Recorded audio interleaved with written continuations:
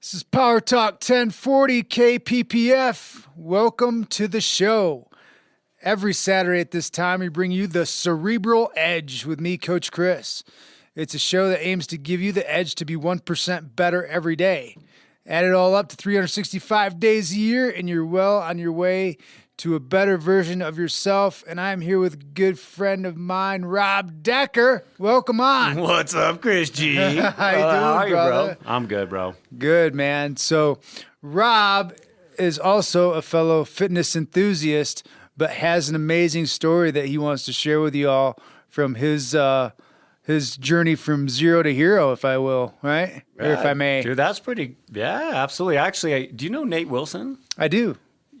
That's the name of his book. Oh, right? is it? Yeah, From Zero to Hero. Another guy you should have on your show. Yeah, I should bring him Amazing on. dude. Yeah, absolutely. Because he's got a great story, too. What led him into fitness. Yeah, absolutely. So let's get into you a little bit. So what started you in the fitness journey? What started you to becoming a better version of yourself? I got picked on as a kid, right? I got picked on as a kid. And so I started picking up the weights to get a little bit stronger. And then over time, I became the guy that all my friends wanted to hang out with and work out with. So it was natural for me to become a fitness coach. And then when I was 29 years old, I attempted suicide by jumping headfirst out of a third-story loft window. And I severed my L2, collapsed my lung, and broke both arms. I was told I would never walk again. And in the event that I did, I'd be fully medicated. I'd be living off a disability. You know, I wouldn't work or anything of the sorts. They really gave me no hope for the future. But what happened was, months after my surgeries, which was almost about 10 surgeries on my back and both arms, I got back in the gym. When I jumped out of that window, I was 215 pounds, just solid muscle, right? In 3 weeks, I didn't even recognize the guy in the mirror. I was down to 155, 160 pounds, just frail. So, I remember the first time in the hospital when I looked at myself in the mirror, I was like, who's in the room with me? Wow. That was me, bro. Yeah. And so when I had that opportunity to get back into the gym, I fell in love with lifting weights again. Nice. And then with the lifting weights, I naturally got into bodybuilding because that's what I knew. And then I transitioned into playing softball, and I found that bodybuilding with all my structural damage and softball, all that dynamic movement, and it just didn't mesh well. So I think naturally, and I was blessed enough to work for Equinox. It's like the creme de la creme of, health joints, right? So I had amazing coaches and amazing education. And so I started getting into more like corrective and functional work, right? And kind of veered away from the bodybuilding. And, and it's actually educated me to a point where now I can give that to my clients as well. Yeah, that's really interesting. Let's go back to where you're 215 pounds solid muscle. Yeah. And you want to end it. Yeah. That's insane, because people would look at the outside and say, that person's really healthy, but on the inside, something else was going on. It was a shell. It was a shell. The funny thing is a lot of the lifting really came from my internal pain and dislike for myself. And I would use the gym as a form of therapy. And then the accolades and the pats on the back that I would get from, men that would see me and they're like, dude, this guy's like jacked. And of course you get all the attention from the females, but all that stuff is very short-lived, man. There was something inside of me that was it was just dead. And I struggled with the thought of suicide most of my life. I was a cutter as a kid. And so, when that time came for me to jump out of the window, I call it the perfect storm of events. I was told when I was very young that I was going to be dead or in prison by the time I was 30 years old. Oh, wow. I had just turned 29 on May 20th, and May 28th, Memorial Day weekend, 8 days after my 29th birthday, so I hadn't made it to 30 yet, I'm facing police and going to prison, and I chose to take my life. So it was something that was poured into me as a kid, and I think that a lot of the stuff that was poured into me and I bottled in, and then I tried to use drugs and alcohol as a numbing agent, right? But you got to sober up at some point, right? You got to deal with those demons, but you can only run from them for so long before they just take complete ownership of you. So, you know, when I jumped out of that window, like I felt like, you know, yes, I was scared and yes, I was betrayed by someone I deeply cared about, but it was almost like the moment, like this was meant to be, which was a lie. Yeah, Right, absolutely. It's pretty amazing. So from the time you were little, people were pouring this into your head, right? That you're going to be in prison or you're going to be dead. Who was telling you that, and why? Family, close people to me, right? And, you know, when I was 5 years old, I had my first beer. Oh, wow. You know, yeah. So that had started really young. When I was 8 years old, about 8 years old, I was molested by a neighborhood kid. And the neighborhood kid, his dad was friends with my dad. Now, my dad came from kind of like the suck it up buttercup generation. We don't talk about our feelings. And he was a Marine. Right. You know, he's no longer with us. And so this isn't any way to like try to bash my dad. I love him. And he did his best to raise me and do his thing. But, you know, this kid's dad and my dad were actually friends. And because of, you know, my dad's persona, at least my perception of it, there was no way that I was going to be able to tell my dad something like this happened. You know, I struggled in school all the way through middle school. I don't even know how I made it out of 8th grade. By the time I got into high school, I got introduced to drugs and alcohol. And even one of my very first sexual experiences was with my girlfriend's babysitter at the time, who happened to be her dad's best friend. Oh my gosh. Got us completely loaded and took advantage of that situation. Wow. So, you know, a lot of this, I mean, this is a lot of stuff that you compartmentalize, right? And you can't talk about it because the amount of shame that came along with it. And so self-medicating just seemed like the natural thing. Plus, in my house growing up, I walked in on my parents using drugs, you know, smoking and drinking and partying every single weekend and work hard, party hard kind of mindset. I mean, the reality is hindsight 2020, I look back and my parents are young. They were kids, raising kids, right? And they were troubled kids, raising kids. They had a lot of their own baggage. You know, when I talked to my mom about my dad, and he wasn't even my biological father, he was the man that chose to raise me. You know, and she tells me the stories of the things that happened to him. Like, I couldn't help but feel bad for him. When she tells me the stories of her childhood, like, you know, I think part of my healing process and all this was understanding that these two people that raised me, they did their best, but they had their own demons, right? And then I kind of absorbed that, and I learned their behaviors, and partying was one of those behaviors. Absolutely. So partying, drinking, all that stuff. But at that same time, you also got in fitness at that same juncture, which is... Yeah, well, baseball. So baseball from a very young age was my passion, was my dream. I just wanted to grow up, and I wanted to be Willie Mays, man. I wanted to be Ricky Henderson and Mark McGwire. I wanted the speed, the glove, the bat. Like, those were my guys growing up. Willie Mays a little bit before my time, but I was doing book reports on him in like the 2nd grade, 3rd grade, right? So I fell madly in love with baseball. And so that was an outlet. So sport was my first real outlet. And even now, as an adult, and I run recovery softball teams and I play softball, you know, when I hit that field, I feel like that little 5-year-old again, right, that gets to go out there and run around and dive and slide and, you know, get to play ball. So, you know, it was in high school that I got introduced to, you know, weightlifting, but baseball was my passion. Okay. So baseball got you into starting to go to the weight room and all that stuff.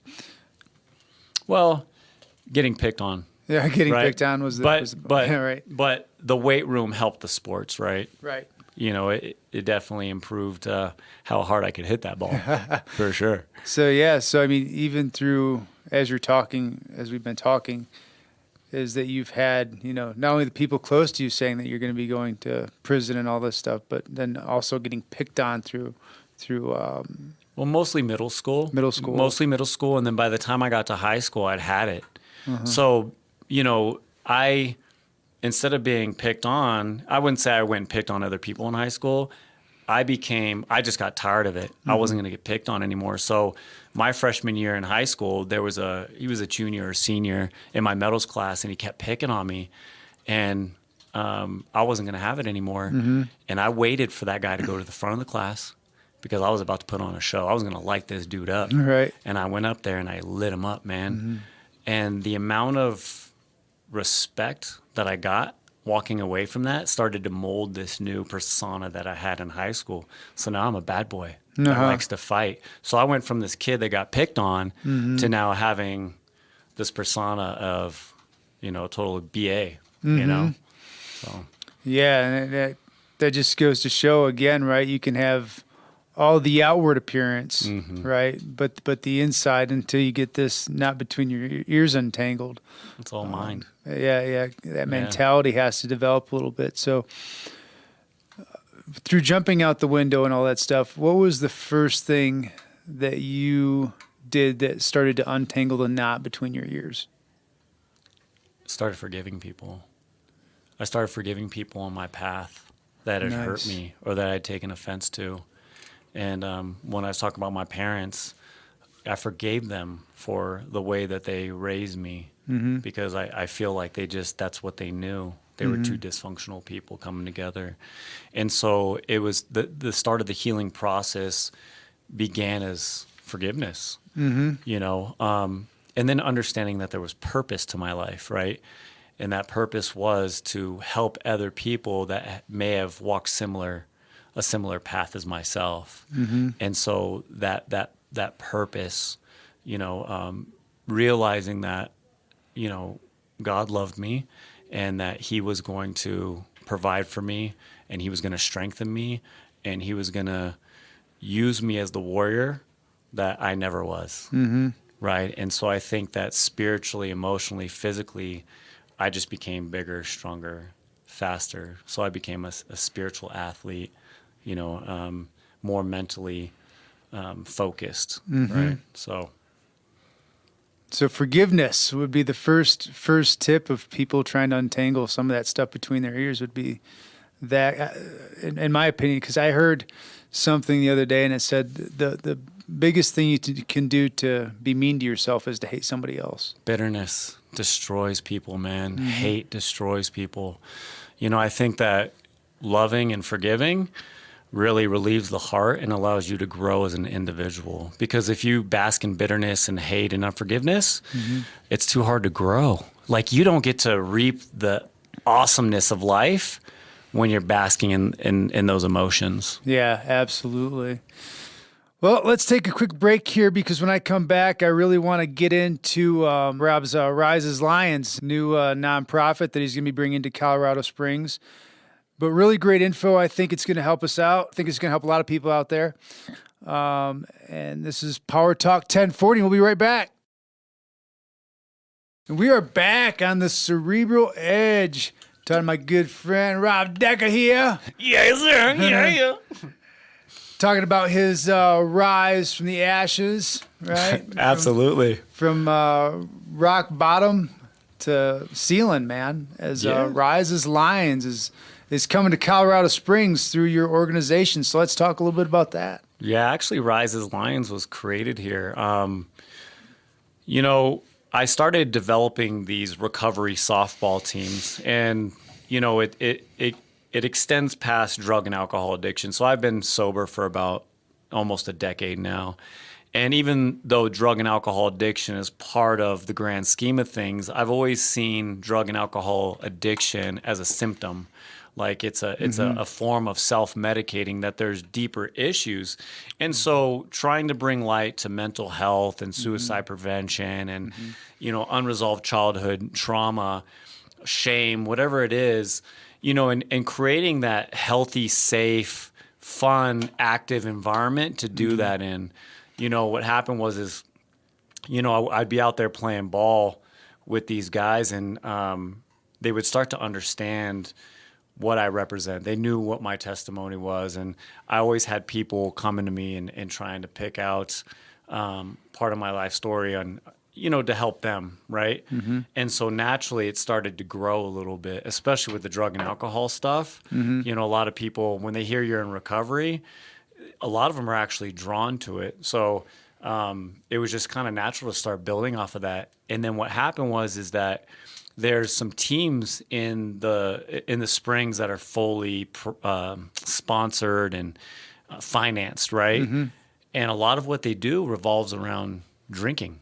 Right. Yeah, right. I mean, and so I was like, well, if someone could be sponsored and financed and it's a nonprofit, well, why can't we do the flip of that and really hone in on mental health and sobriety and providing that safe spot? So always trying to find, that balance of enough players that have been in sobriety for a while. They've dealt with a lot of their trauma. They could provide support for, maybe 2 or 3 players coming in with the hopes of them getting sober as well. And so Rise's Lines actually started with the Recovery Rebels, just bringing mental health and sobriety into the softball community. And it actually got sparked right after the passing of DMX, right? The RR Recovery Rebels is like the Rough Riders. Whoa. Whoa, that's your Rough Ride, right? And it was kind of to honor him. He struggled with his spirituality and his faith, right? Because you heard in his music. He definitely struggled with the drugs and the alcohol, which is pretty much what created all this for us, right?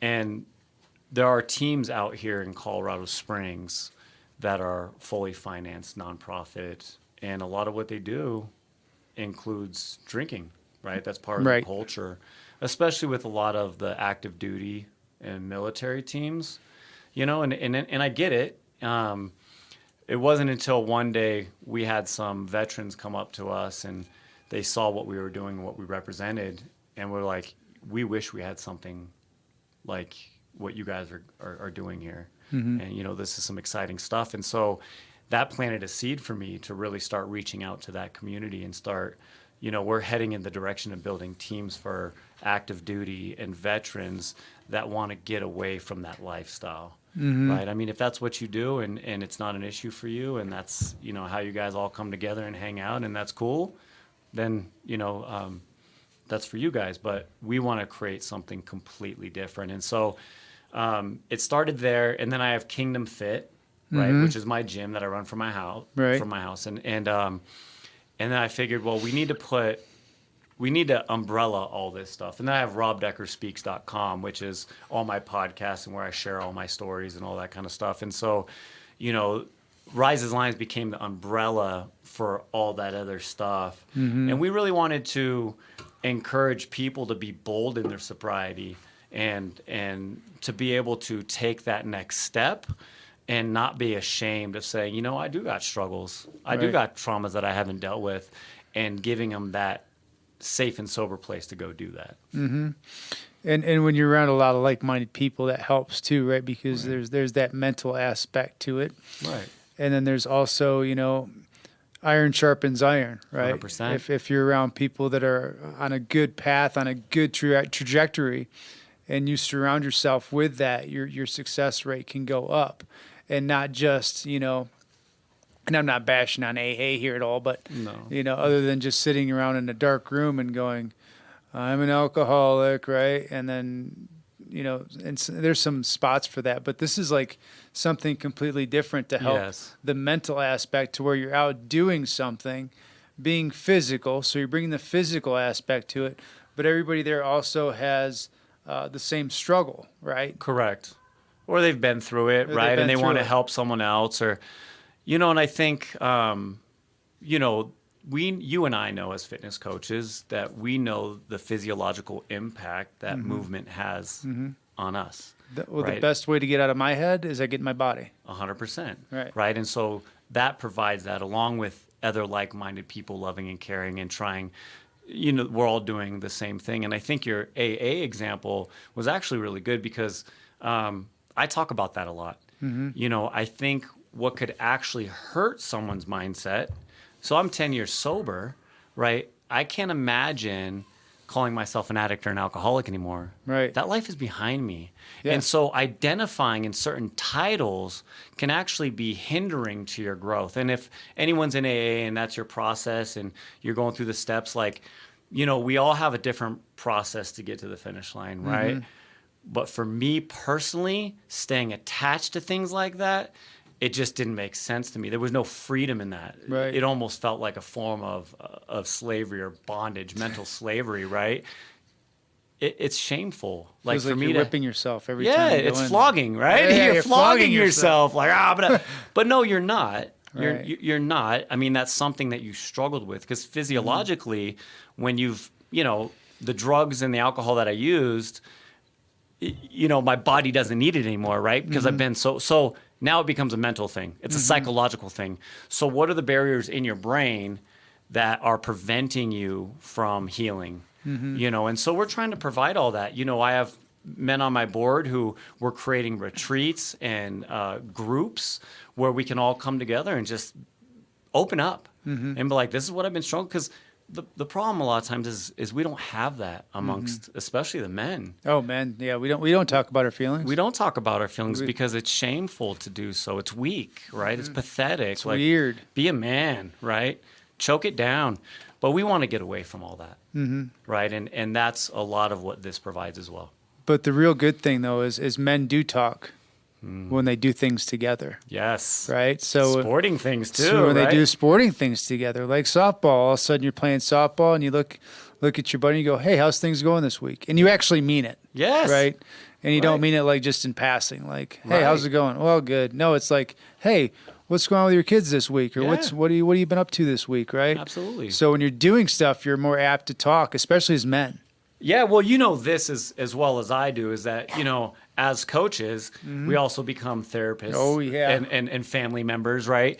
We become that. And there's 2 times that I really see people open up, there's men and women, is when they're in the middle of their workout, when they're super high and feeling it and everything's flowing, right? They just become very vocal and they're really no cares in the world, man.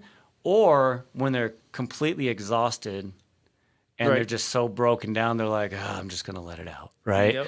And I found that with physical fitness, it allows for that. Well, in building the one-on-one relationship and the trust, because at the end of the day, the reason that a lot of us don't open up is because we lack trust in other human beings, right? So we don't want to be shamed or judged or, and a lot of that has to do with the way that we grew up. So we want to break those chains in people's lives, right? And so that they can go out into the world and do the same for other people. Because that's what it's all about is, helping people help other people. Yeah, absolutely. So say I'm an addict out there and I want to get involved with Recovery Rebels. How do I do that? You just reach out to riseaslines.org. You can reach out there or rob@robdeckerspeaks.com. My website's robdeckerspeaks.com. But my email's rob@robdeckerspeaks.com. You can find me on Facebook, on Instagram. Just look up Rob Decker, and you'll find me. And just reach out. And, we have 2 full teams right now, and we're working on this 3rd team for the active military and the vets. But what we're trying to do through the nonprofit is to create so many teams that people know what we're about, what we represent, and plant some seeds in them to want to pursue recovery and healing, and good mental well-being through sport and camaraderie and family and community. Great. Well, this has been an awesome talk that I've had my buddy Rob Decker from the Recovery Rebels. Thanks, Rise as Lions. I love it. It's good stuff. As always, you can reach out to me at cerebraledgeperformance.com, or if you have questions you want answered on this show, just email me at cerebraledge1@gmail.com. I'm so glad you joined me here today on the Cerebral Edge. Join me next Saturday at noon right here on Power Talk 1040, and I'll have another great guest with more insight on how we can all achieve that Cerebral Edge goal of making you 1% better every day. I'm Coach Chris, and until next time, stay strong.